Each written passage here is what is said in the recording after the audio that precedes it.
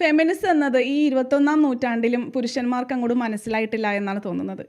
ഇത്തിരി കഴിഞ്ഞിട്ട് പോരെ, സമയം താ, സാവകാശം താ, പറയണുണ്ട് വിശദമായിട്ട്. 18-ാം നൂറ്റാണ്ടിൽ തുടങ്ങി വോൾസ്റ്റോൺ ക്രാഫ്റ്റ് പറഞ്ഞു, അത് ഞാൻ സൈമൺ ഡേ ബോവേർ പറഞ്ഞു, ഇപ്പോൾ പ്രിയങ്ക ചോപ്രയും ഇതിൻ്റെ പേരിൽ എന്തൊക്കെയോ പറയുന്നുണ്ട്.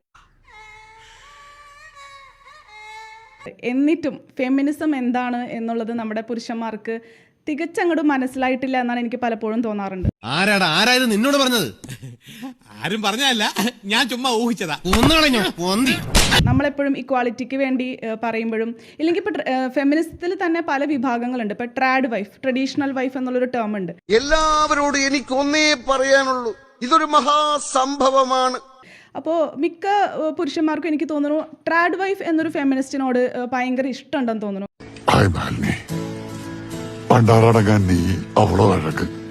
കാരണം ഒരു നമ്മൾ മലയാളത്തിൽ കുല എന്നൊക്കെ പറയുന്നത് പോലെ വീട്ടിൽ കുഞ്ഞിക്കുട്ടി പരിദിനങ്ങളൊക്കെ ആയിട്ട് നോക്കി വീടൊക്കെ നോക്കിയിരിക്കുന്ന ഒരു ഫെമിനിസ്റ്റ്.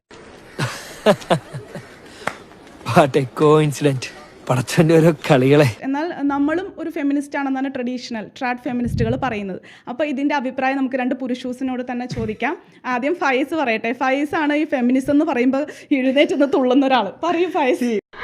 സന്തോഷായി, നല്ല സന്തോഷമായി. ഫെമിനിസം എന്ന് പറയുന്ന വാക്കുൽഭവിച്ചത് ഒരു ചാൾസ് ഫൂരിയർ എന്ന് പറയുന്ന ഒരാൾ ഉണ്ടാക്കി എഴുതുകയാണ്. പുള്ളി നമ്മുടെ നാട്ടിൽ ഈ പറയില്ലേ അശ്ലീല കഥകൾ എഴുതുന്ന സാധനം, അതേത് കുറച്ചും കൂടി മൈത്രയൻ സ്റ്റൈലിൽ എഴുതി കഴിഞ്ഞു കഴിഞ്ഞാൽ ഒരു കുഴപ്പമില്ല, സന്തോഷമുള്ള മക്കളെ, സന്തോഷമായി.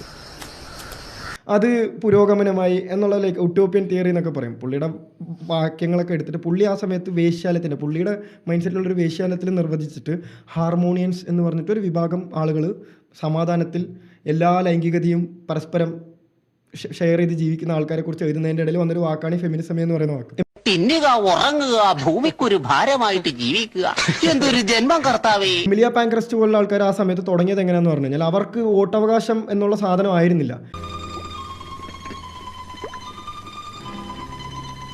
പണ്ട് ഈ സ്ലേവറി എന്ന് പറയുന്ന സാധനം നിർത്തലാക്കിയ ഒരു ടൈം ഉണ്ടായിരുന്നു. അന്ന് കറുത്തവർഗ്ഗക്കാർ വെളുത്തവർഗ്ഗക്കാർ ഇവരുടെ ഇടയിലുള്ളൊരു അന്തരംഗം, അതിൻ്റെ ഇടയിൽ വന്നൊരു പ്രശ്നത്തിലാണ് വോട്ടിംഗ് അവകാശം അല്ലെങ്കിൽ അധികാര സ്ഥാനത്ത് സ്ത്രീകളില്ല, ലൈക്ക് വെളുത്ത വർഗ്ഗക്കാരായ സ്ത്രീകളില്ല. അപ്പം ഞങ്ങളും കറുത്തവർഗ്ഗക്കാരും തമ്മിലുള്ള വ്യത്യാസം, ലൈക്ക് ഞങ്ങൾ അവരെ കുറച്ചുകൂടെ പ്രിവിലേജ് വേണം എന്ന് പറഞ്ഞൊരു സാധനം തുടങ്ങിയാണ്. നീ ആള് കൊള്ളാലോടാവേ.